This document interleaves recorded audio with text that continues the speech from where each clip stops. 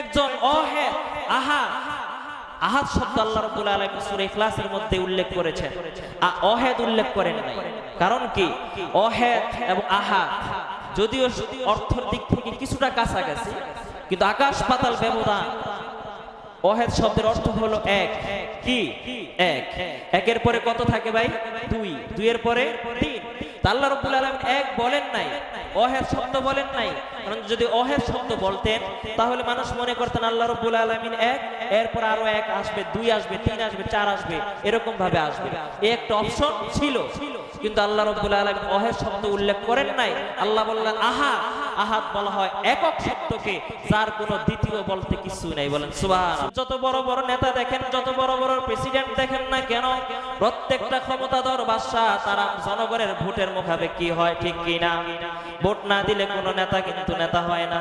হয় একজন নেতা তার ক্ষমতা টিকিয়ে রাখার জন্য একটা রিকশা চালক দিন মজুরের ভোটের মুখাপেক্ষী হয়, কথা কোন ঠিক কি না? কিন্তু আল্লাহ রাব্বুল আলামিনের ক্ষমতা এমন বাদশার বাদশা, ক্ষমতা ধরে রাখার জন্য কোনো মানুষের ভোটের কোনো প্রয়োজন হয় না। দুনিয়ার বাদশা যখন ক্ষমতায় আসে, এই ক্ষমতার একটা মেয়াদ থাকে না নাই? থাকে। এই ক্ষমতার একটা মেয়াদ থাকে, 5 বছর, 4 বছর, 2 বছর। মেয়াদ উত্তীর্ণ হয়ে গেলে ওই বাদশা, ক্ষমতাধর বাদশাকে চেয়ার লাথি মেরে তাকে ডাস্টবিনে ফালায় দেয়। আল্লাহ রাব্বুল আলামিন বলেন আমি এমন এক ক্ষমতার মালিক, এমন এক মালিকুল মুল, যে ক্ষমতার কোনো শেষ নাই, অনন্ত অসীমকাল। আমি আল্লাহ রাব্বুল আলামিন ক্ষমতার মালিক। ক্ষমতার মালিক কে? বিজি বললেন তোমরা ঘুমানোর পূর্বে যদি ওযু করিয়া একবার সূরাতুল ফাতিহা, 3 বার সূরাতুল ইখলাস যদি তোমরা পাঠ করো, আল্লাহ রাব্বুল আলামিন তোমাদের পূর্বের যুগে যত আসমানি কিতাব নাজিল করেছে 104 খানা আসমানি কিতাব তেলাওয়াত করার সওয়াব তোমাদের আমলনামায় লিখে দিবে। কি করতে হবে? একবার সূরা ফাতিহা, তে সূরাটার নাম সূরাতুল ইখলাস। ইখলাস করে সূরার নামকরণ কেন করা হলো? কারণ কোরআনে হাকিমে 114টি সূরা। আল্লাহ রাব্বুল আলামিনের মেজাজ হলো যে যেই সূরাকে নামকরণ করবে ওই সূরার মধ্যে থাকা কোনো শব্দ থেকে আল্লাহ পাক সূরার নামকরণ করে থাকে। যেমন সূরাতুল বাকারা, তো এই বাকারাকে নামকরণ কেন করেছেন? কারণ এই সূরার মধ্যে বাকারা শব্দটা আছে। সূরাতুন নিসা, এই নিসা বলে সূরার নামকরণ কেন করলেন? কারণ নিসা শব্দটা সূরার মধ্যে আছে। সূরা মারিয়াম, কারণ মারিয়াম শব্দটা এই সূরার মধ্যে কি আছে। সূরা লাহাব, কারণ লাহাব শব্দটা এই সূরার মধ্যে কি আছে। তো আল্লাহ রাব্বুল আলামিন প্রত্যেকটা সূরার মধ্যে থাকা কোন এক শব্দ থেকে, চয়নকৃত কোন এক শব্দ থেকে ওই সূরার নামকরণ করে থাকে। এটা আল্লাহ রাব্বুল আলামিনের একটা আদত, একটা স্বভাব। কিন্তু এই সূরা ইখলাস, এই ইখলাস শব্দ দ্বারা সূরার নামকরণ করলেন, অথচ আমরা তো এই সূরা ইখলাস পড়তে গেলে ইখলাস শব্দটা সূরার মধ্যে আমরা পাই না। ইখলাস শব্দটা সূরার মধ্যে আছে? কুল হুয়াল্লাহু আহাদ আল্লাহুস সামাদ লাম ইয়ালিদ ওয়া লাম ইউলাদ ওয়া লাম ইয়াকুল লাহু কুফুয়ান আহাদ। এখানে ইখলাস শব্দটা আছে না। কিন্তু এরপরও সূরার বহির্ভূত শব্দ দিয়ে আল্লাহ রাব্বুল আলামিন এই সূরার ইখলাসটা নামকরণ করলেন। কেন? কারণ ইখলাস শব্দের অর্থ হলো একক, একনিষ্ঠতা, নির্ভেজাল, বিশুদ্ধ, একদম একুরেট, নিরেট পদার্থকে বলা হয় ইখলাস। তো এই ইখলাসের সাথে এই সূরার সম্পর্কটা কেন, কিভাবে? কারণ আল্লাহ রাব্বুল আলামিন এই সূরা ইখলাসের মধ্যে তার নিজের তাওহীদ, একত্ববাদের পরিচয় আল্লাহ রাব্বুল আলামিন দিয়েছেন। আল্লাহ রাব্বুল আলামিন যেমন তার সত্তার দিক থেকে একক, ক্ষমতার দিক থেকে যেমন একক, গুণাবলীর দিক থেকে আল্লাহ রাব্বুল আলামিন যেমন একক। আল্লাহ রাব্বুল আলামিনের সাথে অন্য কোনো শরীক নাই, কোনো ভেজাল নাই। আল্লাহ রাব্বুল আলামিন স্বনির্ভর, তিনি নিজেই স্বয়ংসম্পূর্ণ। তার ক্ষমতায়, তার অস্তিত্বে, তার গুণাবলীতে অন্য কোনো মানুষের কি নাই, কোনো সংমিশ্রণতা নাই, কোনো ভেজাল নাই, নিরেট আল্লাহ রাব্বুল আলামিন।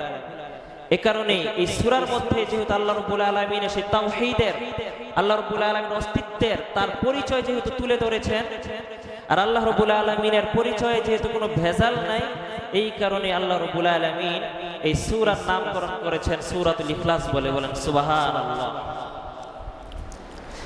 এই সূরাটা এতই দামি, অত্যন্ত দামি এই সূরা। যদিও সূরাটা আকারে ছোট, মাত্র 4টি আয়াতে একটি সূরা। এই সূরার মধ্যে আয়াতের সংখ্যা কয়টা? 4টা। কিন্তু এই সূরার তাৎপর্য, এর ফজিলত, এর মর্যাদা অনেক বেশি, অনেক বেশি। কারণ হলো আল্লাহ রাব্বুল আলামিনের মাআরিফাত, পরিচয় তুলে ধরেছেন এই সূরার মধ্যে। প্রিয় নবী সাল্লাল্লাহু আলাইহি ওয়াসাল্লাম যখন আরবে মানুষগুলোকে যখন শিরিক, মুশরিক, কুফরিতে, কুসংস্কারে মানুষগুলো যখন পুরো এলাকা দুনিয়া সয়লাভ হয়ে গিয়েছিল, ওই সময় নবীজি মানুষগুলোকে হাজার হাজার মূর্তিগুলো থেকে, দেবতা থেকে ফিরিয়ে এক আল্লাহ, এক তাওহীদের প্রতি মানুষগুলোকে দাওয়াত দিচ্ছিলেন। আর ওই সময়টায় আরবের মানুষগুলো দেবদেবী, মূর্তি পূজায় পুরো জগৎ ছিল পরিপূর্ণ। পুরো জগতের মানুষগুলো এক আল্লাহকে এগুলো বুঝতো না, জানতো না। তারা মানুষগুলো লক্ষ লক্ষ হাজার হাজার দেবতা বানিয়ে তারা ঘরের মধ্যে রাখতেন, তাদের সাথে বগল দাবা করে রাখতেন এবং এগুলোকে তারা উপাসনা করতেন। যেহেতু এই মুশরিকরা তারা তাদের হাতের নির্মিত, তাদের হাত দ্বারা তৈরি এই মূর্তির পূজা যেহেতু করত, আর এই মূর্তিগুলো কোনোটা তৈরি করা হয়তো কাঠ দ্বারা, কোনোটা তৈরি করা হতো আপনার পাথর দ্বারা, কোনোটা তৈরি করা হতো আপনার মাটি দ্বারা, ইত্যাদি বিভিন্ন বস্তু দ্বারা যেহেতু এগুলো তৈরি করা হতো। এবং শুধু তাই নয়, এই মূর্তিগুলো তৈরি করার পর তারা নিজেদের মতো, পছন্দ মতো তারা এক একটা নামকরণ করে রাখত। মূর্তির আলাদা করে কি দিত? নাম দিত। যেমন আজকে আমরা যারা বাড়িতে পোষা বিড়াল রাখি, যারা বিড়াল পুষি, বিড়ালের এক একটা নাম আছে। কি বলে? ওই যিনি মালিক বিড়ালের, তিনি কিন্তু বিড়ালের এক একটা নাম দেয়, টম, এই জাতীয় নাম দেয়। কুকুর যারা পালে কুকুরেরও নাম দেয়, গরু ছাগল যারা পারে গরুর নামও দেয়। কুরবানির সময় হাটের মধ্যে দেখেন না, গরু ওঠে, বস গরুর নাম, টাইগার গরু, মেসি গরু, এই জাতীয় নাম দেয়। আরবের মানুষেরাও ওই সময়ে তাদের মূর্তিগুলো নাম দিত। শুধু তাই নয়, এই মূর্তিগুলো নাম দেওয়ার পর মূর্তিগুলোর জন্য, দেবের জন্য একটা দেবী স্থাপন করত। এমন কোন দেবতা ছিল না, এমন কোন মূর্তি ছিল না যে মূর্তির স্ত্রী ছিল না। স্ত্রী ছাড়া কোন মূর্তি ছিল না। আবার এমন কোন দেবী, নারী জাতীয় মূর্তি ছিল না যেই স্ত্রীর স্বামী ছিল না। অর্থাৎ প্রত্যেকটা মূর্তির জন্য তারা আলাদা আলাদা একটা জোড়া তৈরি করে দিতেন। পুরুষ মূর্তির জন্য একজন নারী স্থাপন করে দিতেন, আবার নারী মূর্তির জন্য একজন পুরুষ মূর্তির স্থাপন তারা করে দিতেন। এটাই ছিল আরবের মানুষের ধ্যান ধারণা, কল্পনা ছিল এটা, বাস্তবতা এটাই ছিল। পক্ষান্তরে ইহুদি জাতি যারা, তারা মনে করতেন যে না, আল্লাহ এক, আল্লাহ একক, খোদা এক, খোদায় তারা বিশ্বাসী ছিল বটে, কিন্তু তারা আল্লাহর সঙ্গে আরেকজনকে তার সন্তান স্থাপন করত। হযরত ওযাইর আলাইহিস সালাতু ওয়াস সালামকে ইহুদিরা মনে করত যে সে আল্লাহর পুত্র। একই ভাবে খ্রিস্টানরা, নাসারা যারা, এই নাসারারা এক খোদায় বিশ্বাসী ছিল, কিন্তু নাসারারা আল্লাহর সঙ্গে তার আরেকজন সন্তান স্থাপন করে নিয়েছিল। তাদের বিশ্বাস ছিল যে হযরত ঈসা আলাইহিস সালাম ছিলেন আল্লাহ তাআলার পুত্র এবং ঈসার মা হযরত মারিয়াম, তিনি ছিলেন আল্লাহ তাআলার স্ত্রী। নাউযুবিল্লাহি মিন যালিক। কোরআনে এই কথাটা আসছে, আল্লাহ রাব্বুল আলামিন সূরা তাওবার মধ্যে বলেন, ওয়াকালাতিল ইয়াহুদু উযাইরুন ইবনুল্লাহ ওয়াকালাতিল নাসারা মাসীহু ঈসা মাসীহু ইবনুল্লাহ ওয়াকালাতিল ইয়াহুদু উযাইরুন ইবনুল্লাহ ওয়াকালাতিন নাসারা ঈসা মাসীহু ইবনুল্লাহ। এভাবে আয়াতটা কোরআনের মধ্যে আছে। আল্লাহ বলেন যে ইহুদিরা উযাইরকে আমার সন্তান সাব্যস্ত করেছে, আর নাসারারা, খ্রিস্টানরা হযরত ঈসাকে আমার পুত্র সাব্যস্ত করে নিয়েছে। তো আমরা তিনটা জাতির কথা পাইলাম। এক নাম্বার মুশরিক, যারা মূর্তি পূজা করত, এরা একাধিক ইলাহে তারা বিশ্বাসী ছিল। খ্রিস্টানরা এক খোদায় বিশ্বাসী ছিল, কিন্তু খোদার সঙ্গে তারা আরেকজন পুত্রকে সাব্যস্ত করে নিয়েছে, দুইটা। তিন নম্বর ইহুদি জাতি, তারাও এক খোদায় বিশ্বাসী ছিল, কিন্তু তারা আল্লাহর সঙ্গে এই তাদের উসাইরকে আল্লাহর পুত্র হিসেবে তারা বিশ্বাস করত। তো এই তিনটা জাতি যে ধারণা ছিল, এই ধারণা থেকে বেসিক্যালি একটা জিনিস বুঝে আসে, সেটা হলো মুশরিকরা যে মূর্তি বানাতো, মূর্তিগুলো বানাতে কিন্তু কিছু উপাদান লাগে, লাগে কি না? লাগে। তারা মনে করতো যে মুহাম্মদ যে রবের কথা বলে, যে স্রষ্টা, যে খোদার কথা বলে, তাহলে আমাদের যে খোদা, আমাদের যে দেবতা, এগুলো তো আমরা বানিয়েছি কাঠ দ্বারা, কিছু বানিয়েছি পাথর দ্বারা, কিছু বানিয়েছি মাটি দ্বারা। তো মুহাম্মদের যে খোদা, মুহাম্মদের যে দেবতা, সেই খোদা কিসের তৈরি? এটা তাদের ভিতরে একটা প্রশ্ন। বুঝতে পারছে? তাদের ভিতরে একটা প্রশ্ন। একইভাবে খ্রিস্টানরা যারা মনে করে যে আল্লাহ এক, কিন্তু তার ছেলে আছে, তার স্ত্রী আছে, তো সেই আল্লাহ যেহেতু নবীরা এবং মারিয়াম আলাইহিস সালাম তারা মানবীয় চাহিদার বাহিরে তারা ছিলেন না, মানবিক গুণ তাদের ভিতরে ছিল, পেশাব পায়খানা, খাবার দাবার, স্ত্রী গ্রহণ করা, যৌন ক্ষুধা, এগুলো যেহেতু এদের মধ্যে ছিল, তাহলে মুহাম্মদের যে আল্লাহ, সেই আল্লাহ অবশ্যই দেখতে কেমন? যেহেতু তার সন্তান আছে, তার স্ত্রী আছে, তো পিতা যিনি, আল্লাহ যিনি, আল্লাহকে তার পিতা মনে করে, তো আল্লাহর আকৃতিটা কেমন, আল্লাহর বংশ পরম্পরাটা কেমন, তার বংশ কেমন, তার ঊর্ধ্বতন, তার পূর্বপুরুষরা কেমন, এটা নিয়ে তার প্রশ্ন তুলল। সেম একইভাবে ইহুদিরাও আল্লাহ রাব্বুল আলামিনের আকৃতি নিয়ে তারা প্রশ্ন তুলল যে আল্লাহর আকার কেমন, আল্লাহর বংশ কি, আল্লাহর দেখতে কেমন, আল্লাহর বাবাকে, তার সন্তানকে, তার বংশ পরম্পরা কি, এগুলো নিয়ে প্রিয় নবীজির কাছে তারা বিভিন্ন রকমের তারা মনে করেন প্রশ্ন তুলল। আল্লাহ রাব্বুল আলামিন আমার আপনার নবী, বিশ্ব নবী রাহমাতুল লিল আলামিনের সামনে যখন আরবের মানুষগুলো বেদিন বেঈমান মুশরিক কাফেররা আমার আপনার আল্লাহ রাব্বুল আলামিনের সত্তাগত গুণ নিয়ে, জাতিগত গুণ নিয়ে যখন আরবের মুশরিকরা যখন প্রশ্ন তুলল, আমার আপনার নবীকে রাহমাতুল লিল আলামিনকে আল্লাহ রাব্বুল আলামিন তার উপরে জিবরাইলের মাধ্যমে সূরাতুল ইখলাস নাযিল করিয়া হাজার হাজার কাফের বেঈমানের প্রশ্নের জবাব আল্লাহ তাআলা দিয়ে দিলেন। আল্লাহ রাব্বুল আলামিন বলেন, ও হাবিব, এই যে মানুষগুলো তাদের নিজের ধারণা মতো আমাকে আকৃতি তারা কল্পনা করে, তারা যেমন তাদের দেবতার আকৃতি তারা মনে করে, তারা যেমন ঈসার আকৃতি যেমন তারা মনে করে, মারিয়াম আলাইহিস সালাতু ওয়াস সালামের আকৃতি তারা যেমন মনে করে, তারা মনে করে আমি রবেরও মনে হয় কোনো আকৃতি আছে। রবের কি আছে? আকৃতি আছে। ও হাবিব আমার, আপনি মানুষগুলোকে আপনি জানাইয়া দেন আমি আল্লাহ রাব্বুল আলামিন তাদের মতো কোনো আকৃতি নাই, আমি আল্লাহ রাব্বুল আলামিন হইলাম নিরাকার। কথা বলেন ঠিক কিনা? আল্লাহ বলেন কুল হুয়াল্লাহু আহাদ, বলেন না আমার সাথে, কুল হুয়াল্লাহু আহাদ আল্লাহুস সামাদ লাম ইয়ালিদ ওয়া লাম ইউলাদ ওয়া লাম ইয়াকুল লাহু কুফুয়ান আহাদ। আমি আল্লাহ রাব্বুল আলামিনের না আছে কোনো আকৃতি, আমার না আছে কোনো পিতা, আমার না আছে কোনো সন্তান, আমার না আছে কোনো স্ত্রী, আমার কোনো কিছুই নাই। তোমরা যে ঈসাকে দেখো, তোমরা ঈসাকে মনে করো আমার সন্তান, আর সেটার উপরে ধারণা করে কিয়াস করে তোমরা মনে করো যে আমি ঈসার বাবা। আসলে এটা নয়, বরং আমি তো এমন একজন অহেদ, আহাদ। আহাদ শব্দ আল্লাহ রাব্বুল আলামিন সূরা ইখলাসের মধ্যে উল্লেখ করেছেন, অহেদ উল্লেখ করেন নাই। কারণ কি? অহেদ এবং আহাদ যদিও অর্থের দিক থেকে কিছুটা কাছাকাছি, কিন্তু আকাশ পাতাল ব্যবধান। অহেদ শব্দের অর্থ হলো এক। কি? এক। একের পরে কত থাকে ভাই? দুই। দুইয়ের পরে তিন। আল্লাহ রাব্বুল আলামিন এক বলেন নাই, অহেদ শব্দ বলেন নাই। কারণ যদি অহেদ শব্দ বলতেন তাহলে মানুষ মনে করতেন আল্লাহ রাব্বুল আলামিন এক, এরপর আরো এক আসবে, দুই আসবে, তিন আসবে, চার আসবে, এরকম ভাবে আসবে। এই একটা অপশন ছিল, কিন্তু আল্লাহ রাব্বুল আলামিন অহেদ শব্দ উল্লেখ করেন নাই। আল্লাহ বললেন আহাদ। আহাদ বলা হয় একক শব্দকে, যার কোনো দ্বিতীয় বলতে কিছু নাই। বলেন সুবহানাল্লাহ। একক, অনন্য ব্যক্তি, হাজারের মধ্যে একক, একে বলে আহাদ বলে। ওয়াহিদ শব্দের অর্থ হলো এক, এরপরে দুই থাকতে পারে, তিন থাকতে পারে, কিন্তু আহাদ শব্দ এমন এক একক সত্তাকে বোঝায় যার পরে দ্বিতীয় কোনো সত্তা নাই। বলেন সুবহানাল্লাহ।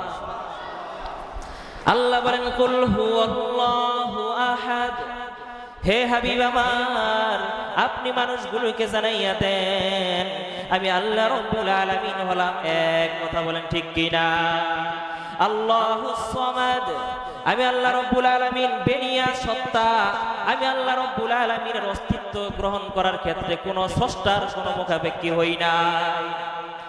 আরবের মুশরিকরা তারা যে সত্তাগুলোকে বানিয়ে নিয়েছে, যেই দেবতাগুলোকে নিজেদের খোদা হিসেবে বানিয়ে নিয়েছে, ওই খোদাগুলো কিছু কিছু খোদা কাঠ দ্বারা তৈরি করা, কিছু কিছু খোদা মাটি দ্বারা তৈরি করা, কিছু কিছু খোদা পাথর দ্বারা তৈরি করা। ও হাবিব আমার, আমি যদি আল্লাহ যদি মাটি দ্বারা তৈরিকৃত হইতাম তাহলে আমি মাটির মুখাপেক্ষী হইতাম। কথা বলেন ঠিক কিনা? আমি আল্লাহ রাব্বুল আলামিন যদি পাথরের তৈরি হইতাম তাহলে আমি আল্লাহ পাথরের মুখাপেক্ষী হইতাম। আমি আল্লাহ রাব্বুল আলামিন যদি আগুন দ্বারা তৈরি করা হইতো তাহলে আমি স্রষ্টা হয়েও আগুনের মুখাপেক্ষী হতে হতো। কথা বলেন ঠিক কিনা? আল্লাহ রাব্বুল আলামিন বলেন আল্লাহুস সামাদ, আমি আল্লাহ রাব্বুল আলামিন কোনো কিছুর মুখাপেক্ষী না। সমস্ত কিছু আমি আল্লাহর সৃষ্টি, আমার স্রষ্টা বলতে দুনিয়ায় কোনো কিছু নাই। সুবহানাল্লাহ। আরবের মানুষগুলো যে মূর্তিগুলো বানিয়েছে, এই মূর্তিগুলো তাদের অস্তিত্ব আসার ক্ষেত্রে তারা নিজে নিজে স্বয়ংসম্পূর্ণ ছিল না, ছিল না, বরং মূর্তিগুলোকে তাদের আরেকজন বানিয়েছে। মূর্তি নির্মাতা মূর্তি বানায়, এই মূর্তি নিজে তার অস্তিত্ব দিতে পারে নাই। শুধু তাই নয়, মুসলমান একটা মূর্তি সে নিজে নিজে দাঁড়িয়ে থাকতেও পারে না, তার পিছনে আরেকটা বাঁশ দিয়ে দাঁড় করাইতে হয়। ঠিক কিনা? একটা মূর্তি সে নিজে নিজে খাইতে পারে না যতক্ষণ না তার মুখের ভিতরে খাবার তুলে দেওয়া হয়। একটা মূর্তির গায়ে মশা মাছি বসলে এই মূর্তিরা মশাটাকে তাড়াইতেও পারে না, কারণ মশা তাড়াইতে গেলে একটা মূর্তি তার মালিকের মুখাপেক্ষী হয়। কথা বলেন ঠিক কিনা? আল্লাহ রাব্বুল আলামিন বলেন, ও হাবিব, আমি এমন এক মালিকুল মুলক, এমন এক বাদশার বাদশা, রাজাধিরাজ বাদশা আমি, যে আল্লাহ রাব্বুল আলামিনের ক্ষমতা গ্রহণ করার জন্য, ক্ষমতা টিকিয়ে রাখার জন্য দুনিয়ার কোনো মানুষের মুখাপেক্ষী হতে হয় না। আজকে দুনিয়ার যত বড় বড় নেতা দেখেন, যত বড় বড় প্রেসিডেন্ট দেখেন না কেন, প্রত্যেকটা ক্ষমতাধর বাদশা তারা জনগণের ভোটের মুখাপেক্ষী হয়। ঠিক কিনা? ভোট না দিলে কোন নেতা কিন্তু নেতা হয় না। হয় একজন নেতা তার ক্ষমতা টিকিয়ে রাখার জন্য একটা রিকশা চালক দিন মজুরের ভোটের মুখাপেক্ষী হয়। কথা কোন ঠিক কিনা? কিন্তু আল্লাহ রাব্বুল আলামিনের ক্ষমতা এমন বাদশার বাদশা, ক্ষমতা ধরে রাখার জন্য কোন মানুষের ভোটের কোনো প্রয়োজন হয় না। দুনিয়ার বাদশা যখন ক্ষমতায় আসে, এই ক্ষমতার একটা মেয়াদ থাকে না? নাই থাকে। এই ক্ষমতার একটা মেয়াদ থাকে 5 বছর, 4 বছর, 2 বছর। মেয়াদ উত্তীর্ণ হয়ে গেলে ওই বাদশা, ক্ষমতাধর বাদশাকে চেয়ার লাথি মেরে তাকে ডাস্টবিনে ফালায় দেয়। আল্লাহ রাব্বুল আলামিন বলেন, আমি এমন এক ক্ষমতার মালিক, এমন এক মালিকুল মুলক, যে ক্ষমতার কোনো শেষ নাই, অনন্ত অসীমকাল। আমি আল্লাহ রাব্বুল আলামিন ক্ষমতার মালিক। ক্ষমতার মালিক কে? আল্লাহ। হাবিব জানাইয়া দেন আল্লাহুস সামাদ, আমি কোনো কিছুর মুখাপেক্ষী না, জগতের সব কিছু আমি আল্লাহর মুখাপেক্ষী। একবার এক মুশরিক এক মূর্তি নিয়ে নবীজির কাছে আসে, তো মূর্তিটার হাত ভাঙা। নবীজি বললেন, ব্যাপার কি, তোমার মূর্তির হাত কই? তো এই মূর্তি বুঝো, সে বলল, আর বললেন না, রাগে আমি এটার হাত ভেঙে ফেলছি। নিজেই নিজের খোদার হাত ভেঙে ফেলছি। কেন? বলে যে আমি এটা নিয়ে যাচ্ছিলাম, এটাকে রেখে আমি এক জায়গায় পেশাব করতে বসছি, হঠাৎ করে দেখি এক কুকুর এসে মূর্তির উপরে দিয়ে পেশাব করতেছে। আমি পেশাব করা অবস্থাতে আমি মূর্তিকে বললাম, খোদা একটু আওয়াজ দেন, একটু আওয়াজ দেন, খা খা দেন, দেখেন কুকুর চলে যাবে। আমি এত করে তাকে বললাম একটু আওয়াজ দেন, মূর্তিকে আওয়াজ দেন। সে বোবার মতো বসে আছে, আর তার উপরে কুকুর এসে পেশাব করে দিল। এত যত্ন করে, সুন্দর করে, এত সুন্দরভাবে মূর্তিটা বানাইলাম, কুকুর এসে দিছে পেশাব করে নাপাক কইরা। আর এমন এক মূর্তি, যেই মূর্তিকে বানাইলাম নিজের উপরে পেশাব করে, নিজের পেশাব সে প্রতিহত করতে পারে। তো এই হাত আছে, হাত থাকার পরও যদি সে কুকুরকে তাড়াইতে পারলো না, তাহলে এই হাত থাকার চেয়ে না থাকাই ভালো। এই কারণে আমি কি করলাম, রাগে একটা লাঠি দিয়ে বাড়ি দিয়ে ডান হাতটা ভেঙে ফেলছি। ডান হাত কি করছি? ভেঙে ফেলছি। তো নবীজি বললেন, তো এই যে দেখো, তুমি তো কত সুন্দর ভাবে তোমার মাথায় যুক্তি চলে আসলো, যে হাত আছে, হাত দিয়ে তার নিজেকে নিজে রক্ষা করতে পারলো না, কুকুরের পেশাব থেকে নিজেকে পবিত্র রাখতে পারে না, তাহলে এই দেবতা তোমাকে কিভাবে হেফাজত করবে? সঙ্গে সঙ্গে ওই মুশরিক সাথে সাথে তার বিবেকের দরওয়াজা খুলে যায়। সে বলেন নবীজি যা করেছি ভুল করেছি, এখন থেকে আর অমূলক একবারে নির্হত একটা এই মূর্তির পিছনে আর থাকবো না, এখনই কালিমা পড়াই দেন, মুসলমান হয়ে যাবো। সুবহানাল্লাহ। তাহলে একটা মূর্তিও যারা ওই যে আরবের মানুষরা যাকে দেবতা মানে, এই দেবতাগুলো তার একজনের মুখাপেক্ষী। তো তারা যেহেতু যুগ যুগ ধরে দেখে আসছে যে আমাদের দেবতা আরেকজনের মুখাপেক্ষী থাকে, তাহলে তোমার দেবতা কার মুখাপেক্ষী? নবীকে প্রশ্ন করো।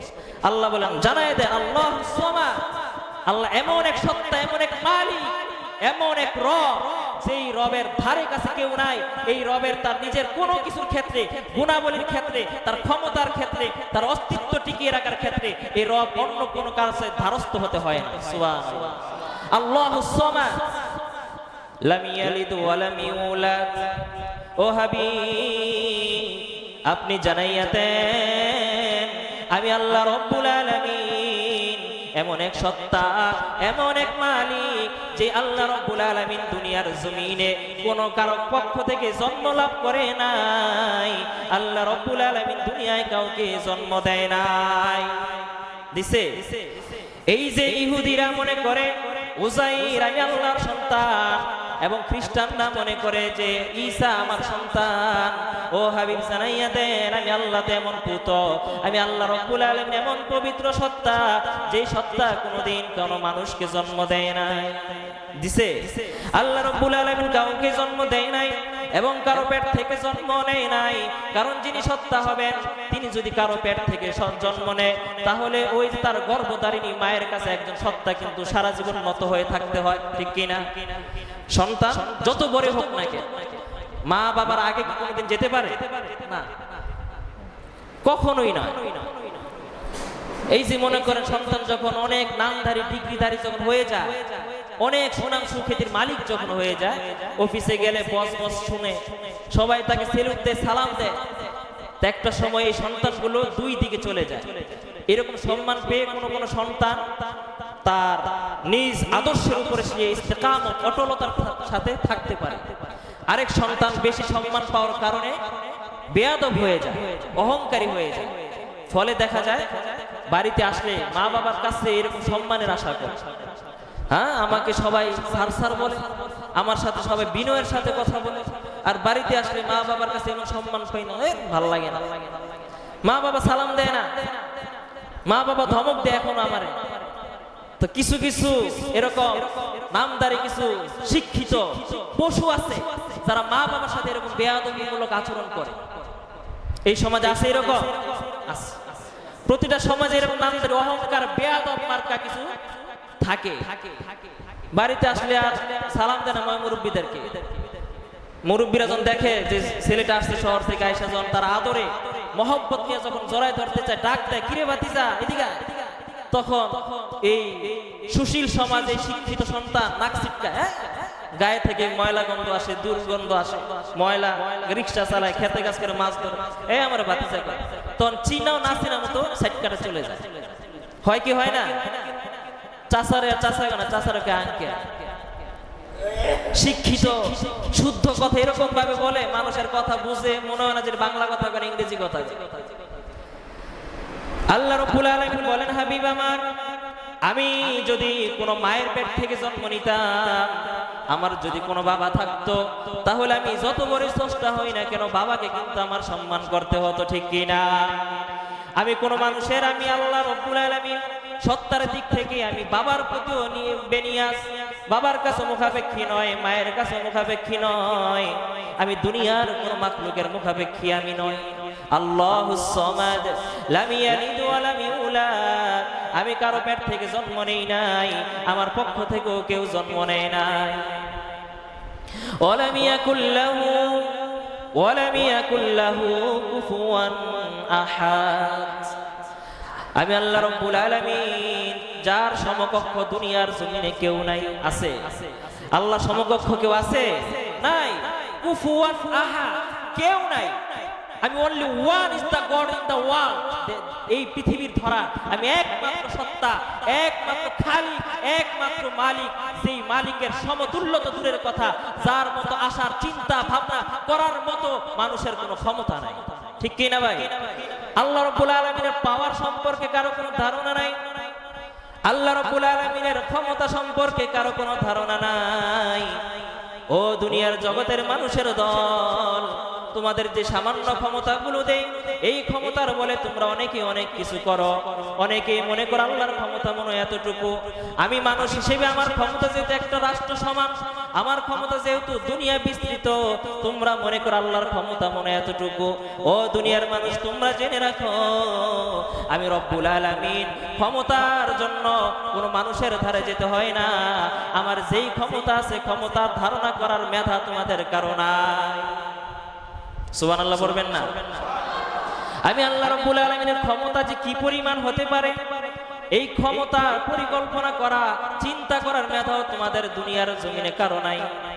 আল্লাহ রাব্বুল আলামিনের নামের পাওয়ার এত বেশি, এত বেশি, সবচেয়ে সুপার পাওয়ার আল্লাহ রাব্বুল আলামিনের নাম। একবার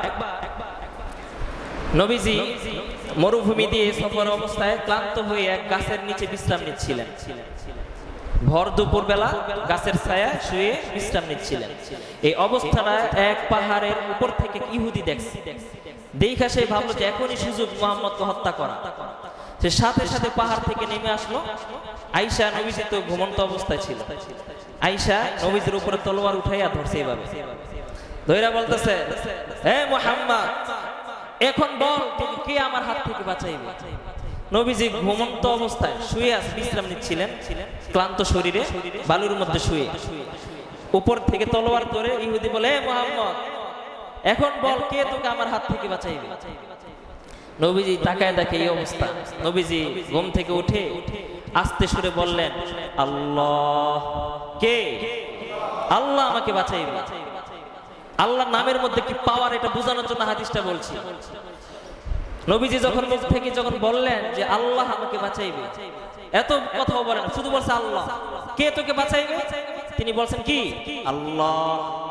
এই শব্দটা শোনার সাথে সাথে ইহুদির হাতে পুরা কম্পন শুরু হয়ে গেছে, জালজালা শুরু হয়ে গেল। সাথে সাথে হাত থেকে তরোয়ারটা নিচে পড়ে যায়। ইহুদি সাথে সাথে একদম দুর্বল হয়ে, ভয়ে ভীতবহল হয়ে সে জমিনের মধ্যে পড়ে যায়। এবার নবীজি ওই ইহুদির তলোয়ারটা তুলে এবার ইহুদির উপরে দাঁড়াইয়া নবীজি বললেন, হে ইহুদি বেঈমান, এবার বল তোকে কে আমার হাত থেকে বাঁচাইবে? এবার তোকে কে আমার হাত থেকে বাঁচাইবে? ইহুদি তো ইহুদি, আল্লাহর ব্যাপারে তার কোনো ধারণাই নাই। সারা জীবন মূর্তির পূজা করছে, অন্তর সাথে মূর্তিও নাই। কে তারে বাঁচাইবে? কারণ নাম বলতেও পারে না। নবীজি মুস্কি হাসি দিয়ে বললেন যে, এর নির্বোধ, একটু আগে যেই স্রষ্টা, যেই পাওয়ারফুল মালিক তোর তলোয়ার থেকে আমাকে বাঁচিয়েছেন, সেই সত্তাই এখন তোকে আমার হাত থেকে বাঁচাইতে পারে। সুবহানাল্লাহ। সেই সত্তাই তোকে আমার হাত থেকে বাঁচাইতে পারে। আল্লাহ রাব্বুল আলামিনের নামের পাওয়ারটা দেখেন কি, নাম শুনে সাথে সাথে তলোয়ার পড়ে যায়। নামের কি পাওয়ার! তো যার নামের ভিতরে এত পাওয়ার, ওই মানুষের সত্তার ভিতরে পাওয়ার আছে না নাই? একজন তো আসে মনে করেন এমপি সাহেব, নাম শুনলে মানুষের গলা শুকায় যায়, নাম শুনলেই গলা শুকায় যায়, বিশাল বড় ব্যাপার। আবার ওই এমপি সাহেব যদি সরাসরি সশরীরে আসে, তো সেটার ক্ষমতা কি কম না বেশি? বেশি। তো বলতেছিলাম আল্লাহ রাব্বুল আলামিনের এমন এক ক্ষমতা, এমন এক বাদশা, রাজা দিরাত রাজা, যে আল্লাহ রাব্বুল আলামিনের ক্ষমতার পরিকল্পনা করার মেধা কোনো মানুষের নাই। এই সূরার ফজিলত এত বেশি, এত বেশি। সূরাতুল ইখলাসের মধ্যে আল্লাহ রাব্বুল আলামিন নিজের পরিচয় তুলে ধরলেন। ও জগতের মানুষ, তোমরা যে আমি রবের, তোমরা ইবাদত করবা, আমি রবকে ভালোবাসবা, শুনে রাখো আমি রবের পরিচয়টা কিন্তু এমন। কারণ পরিচয় না জানলে কিন্তু তোমরা আমাকে ভালোবাসবা না। মানুষ একটা নেচার হলো যে যাকে চিনে সে তাকে কিনে, ঠিক কিনা? আল্লাহ রাব্বুল আলামিনের পরিচয় আল্লাহ পাক তুলে ধরলেন, কারণ আমার পরিচয় না জানলে কিন্তু তোমরা আমাকে মানবা না, মানতে চাইবাও না। মনে করেন একজন পুলিশ কর্মকর্তা, পুলিশ অফিসার, বিশাল বড় সে, তো সেই জন্য তার ডিউটি শেষ করিয়া যখন ইউনিফর্ম খুলে যখন রিকশায় উঠে বাড়ির দিকে যায়, তখন রিকশাওয়ালা কিন্তু জানে না তার রিকশার ভিতর কে উঠছে। সে মনে করে অন্যান্য ৫-১০টা প্যাসেঞ্জারের মতো একজন যাত্রী উঠছে, কারণ তার গায়ে কিন্তু তার পরিচয়ের জন্য তার ইউনিফর্ম জার্সি কিন্তু তার শরীরে নাই। যার কারণে একজন রিকশাওয়ালা সে অন্যান্য যাত্রীর মতোই একজন পুলিশের সাথে আচরণ করে থাকে। আবার যখন এই পুলিশ যখন তার ইউনিফর্ম সহ যখন রাস্তা দিয়ে হাঁটে, তখন রিক্সাওয়ালার রিক্সা থামাইয়া একবার সালাম দেয়। দেয় কি দেয় না? কারণ তাকে চিনছে, এবার আগের বার চিনে নাই। আল্লাহ রাব্বুল আলামিন বান্দাদেরকে আল্লাহ রাব্বুল আলামিন নিজের পরিচয়টা ফুটাইয়া তুললেন, যাতে করে বান্দা তার পরিচয় লাভ করার পর বান্দা যেন আল্লাহ রাব্বুল আলামিনকে মানে, আল্লাহ রাব্বুল আলামিনকে যেন মানে। এই সূরার ব্যাপারে আল্লাহ রাসূল সাল্লাল্লাহু আলাইহি ওয়াসাল্লাম অনেকগুলো ফজিলত এই সূরার মধ্যে রয়েছে। নবী করিম সাল্লাল্লাহু আলাইহি ওয়াসাল্লাম বলেন, কুল হুয়াল্লাহু আহাদ হিয়া সুলুসুল কুরআন। যে কুল হুয়াল্লাহ সূরাটা, এটা পুরো কোরআনের 1/3। কোরআনের 1/3 মানে 3 ভাগের 1 ভাগ। একবার সূরা ইখলাস পাঠ করলে পুরো কোরআনের 3 ভাগের 1 ভাগ অর্থাৎ 10 পারা তেলাওয়াত করার সওয়াব লিখে দেওয়া হয়। সুবহানাল্লাহ। একবার সূরা ইখলাস পাঠ করলে কয় পারা পড়া হয়? 10 পারা। 3 বার পাঠ করলে কয় পারা? 30 পারা। এই সূরা ইখলাস আমরা এখানে পারি না, এমন কেউ আছে? নাই। আমার মনে হয় সূরা ফাতিহার আগে মানে সূরা ইখলাসটা পারে। তার মানে বোঝা গেল এই ছেলেটা সূরা ফাতিহাও পারে না, কিন্তু সূরা ইখলাস ঠিকই। এমন কোন মুসলমান নাই আমার মতে যে সূরা ইখলাসটা পারে না। যদি থেকেও থাকে তাহলে ওর মতো কপাল পোড়া মুসলমান দুনিয়ার জমিনে নাই। যেই মুসলমান সূরা ইখলাস পারে না, ওর চাইতে হতভাগা দুর্ভাগা কপাল পোড়া মুসলমান আল্লাহর জমিনে আর নাই। তো সূরা ইখলাস একবার পাঠ করলে 10 পারা, 3 বার পাঠ করলে 30 পারা, অর্থাৎ 3 বার যদি কেউ সূরা ইখলাস সওয়াবের নিয়তে ইখলাসের সাথে পাঠ করে, তাহলে আল্লাহ রাব্বুল আলামিন তার আমলনামায় 1 খতম কোরআন সওয়াব লিখে দেন। সুবহানাল্লাহ। একবার বিশ্বনবী রাহমাতুল লিল আলামিন রাতের বেলা সমস্ত সাহাবীগুলোকে নিয়ে ওয়াজ করতেছিলেন। হঠাৎ করে নবীজি সাহাবীদেরকে লক্ষ্য করলে বললেন, ও আমার সাহাবীরা, তোমাদের মধ্যে কি এমন কেউ আছো যারা আল্লাহ রাব্বুল আলামিনের 104 খানা আসমানি কিতাব তেলাওয়াত কইরা তারপরে ঘুমাইবা? কয়খানা কিতাব? 104 খানা আসমানি কিতাব। আমরা তো শুধু কোরআন পড়ি, কারণ আমাদের উপরে যে আসমানি কিতাব সেই কোরআনের নাম কি? কোরআন। কিতাবের নাম কোরআন। জাবুর, ইনজিল, তাওরাত এগুলো হচ্ছে বড় বড় 4 খানা আসমানি কিতাবের নাম আমরা জানি। এই ছাড়াও আর অন্য অনেকগুলো আসমানি কিতাব আছে। সর্বমোট আসমানি কিতাবের সংখ্যা হলো 104 খানা। তো নবীজি বললেন যে তোমাদের মধ্যে কি এমন কেউ আছো যে রাত্রে ঘুমানোর আগে তোমরা 104 খানা আসমানি কিতাব পাঠ করে তারপর ঘুমাইবা? সাহাবার আরজ করলেন, ইয়া রাসূলুল্লাহ, এটা তো অনেক সময়ের ব্যাপার। 104 খানা কিতাব পাঠ করা, এটা তো 4টিখানি কথা। কি বলেন ভাই? কোরআন এটাই তো কত সময় লাগবে? নবীজি বললেন, না, যদি তোমরা চেষ্টা করো, যদি তোমরা চাও, তাহলে তোমাদের জন্য সম্ভব। নবীজি বললেন, তোমরা ঘুমানোর পূর্বে যদি ওযু করিয়া একবার সূরাতুল ফাতিহা, 3 বার সূরাতুল ইখলাস যদি তোমরা পাঠ করো, আল্লাহ রাব্বুল আলামিন তোমাদের পূর্বের যুগে যত আসমানি কিতাব নাজিল করেছে 104 খানা আসমানি কিতাব তেলাওয়াত করার সওয়াব তোমাদের আমলনামায় লিখে দিবে। কি করতে হবে? একবার সূরা ফাতিহা, 3 বার সূরা ইখলাস। রাতে ঘুমানোর আগে ওযু করিয়া পবিত্র অবস্থায় পড়বেন সূরা ফাতিহা কয়বার? একবার। সূরা ফাতিহা কয়বার? সূরা ইখলাস পাঠ করলে 104 খানা আসমানি কিতাব খতম করা সওয়াব আল্লাহ পাক দিয়ে দিবেন। এই আমল করার জন্য কি মাদ্রাসায় ভর্তি হওয়া লাগবে? এখন থেকে নিয়ে এই আমলটা আমরা করব, এরকম আছি তো ভাই ইনশাআল্লাহ? কে কে করবো ভাই? সবাই হাত তুলি তো দেখি। মাশাআল্লাহ, হাত তোলার গতি খুব স্লো। আচ্ছা, হাত নামান। আল্লাহ রাব্বুল আলামিন আমাদেরকে আমল করার তৌফিক দান করে। কিছু কিছু আমল করা চাই ভাই। আমাদের জীবনটা এখন অলসতায় ভরে গেছে, অলস হয়ে গেছি আমরা। আমরা এখন সূরা পড়তে মন চায় না, অথচ মুখ দিয়ে অনর্গল গান বের হয়। কথা বলার আগে 10টা গালি বের হয়, গালি বকা বের হয়। কথার আগে 10-20টা গালি এমনি বেরিয়ে যায়। তো বলি যে ভাই গালি দিলেন কে? কো গালি দিছি? এই যে একটু আগে যে বললেন, কার এগুলোতে এমনি বল। তার মানে গালিকে সে অভ্যাস বানায় নিস। 10-20টা গালির মধ্যে এমনি চলে আসে। কিছু কিছু মানুষ আছে হাতে আর গুনগুন করে গান গায়, এমন মানুষ আছে না নাই? তা আপনি সূরা ইখলাসটাকে আপনার অভ্যাসে বানাই নেন না। আপনি সূরা অভ্যাসে বানাই নেন যে আমার মধ্যে সবসময় সূরা ইখলাস বের হবে। এটাকে জাতীয় সঙ্গীত বানায় নেওয়া চাই। যে মানুষগুলো চায় যে আল্লাহর সাথে তার সম্পর্কটা খুব নিবিড় হবে, এমন একজন আল্লাহর পরিচয় পাইবে, লাভ করতে চায়, এমন ব্যক্তির উচিত হলো যে সূরা ইখলাস, কুল হুয়াল্লাহ সূরাটাকে তার জবানের মধ্যে ফিট করে নিবে এমন ভাবে যে সে শয়নে স্বপনে ঘুমন্ত জাগ্রত সর্বহালতে তার মুখ থেকে ইচ্ছায় অনিচ্ছায় সূরা ইখলাস বের হবে। সুবহানাল্লাহ। সূরা ইখলাস বেশি বেশি পাঠ করা চাই, সূরা ইখলাস বেশি বেশি পাঠ করা চাই। 3 বার পড়লে, একবার পড়লে 10 পারা, 3 বার পড়লে 30 পারা, 10 বার পড়লে আল্লাহর নবী বিশ্ব নবী বলেন যেই বান্দা 10 বার সূরা ইখলাস পাঠ করে আল্লাহ রাব্বুল আলামিন তার জন্য জান্নাতের মধ্যে বিশাল বড় এক অট্টালিকা তৈরি করে দেয়, বিশাল বড় বাড়ি, রাজপ্রাসাদ। 10 বার পড়লে একটা বাড়ি, 20 বার পড়লে 2টা বাড়ি, 30 বার পড়লে 3টা বাড়ি। কোথায় হবে বাড়ি? কই? এ আপনাদের বড়গান্ধী, গুলশানে, আমেরিকা? জান্নাতে হবে, জান্নাতে। আরে আমরা আমেরিকার কথা শুনলে তো মনে করি আই হাই এটা কি সম্ভব? আরে আমেরিকায় সারা দুনিয়ার 10 বার বিক্রি করেন তারপর জান্নাতের একটা ইটের দাম হবে না। এই পুরো দুনিয়া একবার না 10 বার যদি বিক্রিও করেন, করা তো সম্ভব না, তারপরে যদি করেন এর পরেও জান্নাতের একটা বালু সমতুল্য হবে না। তা আপনাকে সেইখানে আপনি বিশাল বড় একটা বাড়ি পাচ্ছেন, বিশাল বড় একটা স্পোর্ট রিসোর্টের মালিক আপনি হয়ে যাচ্ছেন। কয়বার পাঠ করলে সূরা ইখলাস? 10 বার। কয়বার? 10 বারে একটা বাড়ি, 20 বারে 2টা বাড়ি, 30 বারে 3টা বাড়ি। পারবেন তো ইনশাআল্লাহ? এগুলো তো ফায়দা আর ফায়দা। তবে শুনেন, সূরা ইখলাসের সাথে যার মহব্বতটা হবে আল্লাহর সাথে তার মহব্বতটা বেড়ে যায়। একবার এক সাহাবী এসে নবীজিকে বললেন, ইয়া রাসূলুল্লাহ, আমি সূরা ইখলাসকে অনেক মহব্বত করি। কোন সূরা? সূরা ইখলাসকে অনেক মহব্বত করি। নবীজি বললেন, হুব্বুকা ইয়াহা আদখালাকাল জান্নাহ, যে এই সূরা ইখলাসের প্রতি তোমার এত ভালোবাসা, এই মহব্বত, এই মহব্বত তোমাকে জান্নাতে নিয়ে যাবে। সুবহানাল্লাহ। এক সাহাবী, আনসারী সাহাবী, মসজিদে কুবা সর্বপ্রথম ইমাম নবীজি এক সাহাবীকে দিলেন।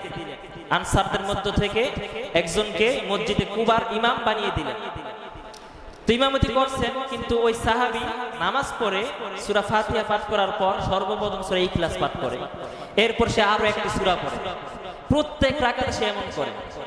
আমরা যে নামাজ পড়ি আমাদের ইমাম সাহেব কি করে? সূরা ফাতিহা পড়ে, পরে আরেকটা সূরা পড়ে, তারপরে তো রুকুতে চলে যায়, ঠিক কি না?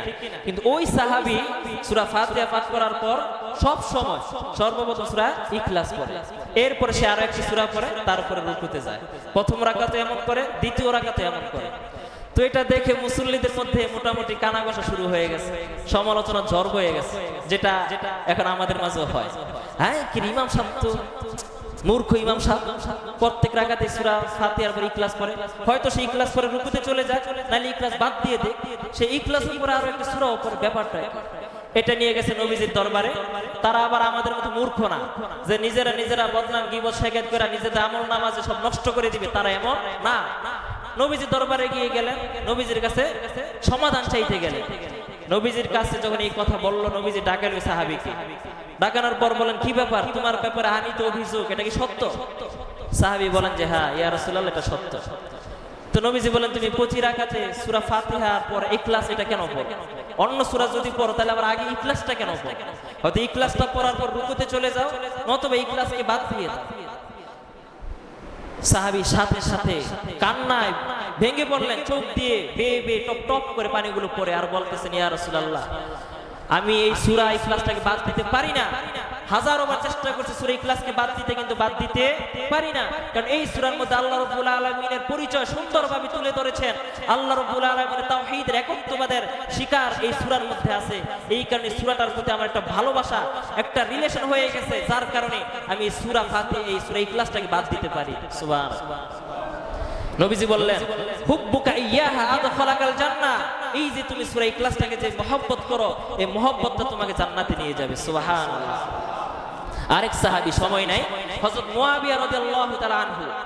এই মুয়াবিয়া রাদিয়াল্লাহু তাআলা আনহু যখন ইন্তেকাল হয়ে যায়, যখন মারা যায়, জানাজার জন্য নবীজি সাহাবীদেরকে নিয়ে জানাজার জন্য মাঠে গেলেন।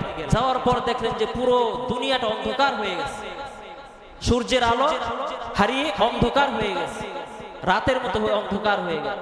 নবীজি বললেন জিব্রাইলকে, বললেন, ভাই জিব্রাইল, আজকে কি হঠাৎ করে কি সূর্য ডুবে গেল, সন্ধ্যা হয়ে গেল, কি ব্যাপার, অন্ধকার হয়ে গেল, কারণটা কি? জিব্রাইল বললেন, নবী গো, আপনি আপনার যে সাহাবীর জানাজা পড়তে আসছেন, এই সাহাবীর জানাজা পড়ার জন্য শুধু আপনি আর সাহাবী না, এই শুধু মক্কার মানুষ না, বরং এই সাহাবীর জানাজা নামাজ পড়ার জন্য আসমানের যত ফেরেশতা আছে সমস্ত ফেরেশতা আপনার সাহাবীর জানাজা শরীক হয়ে গেছে।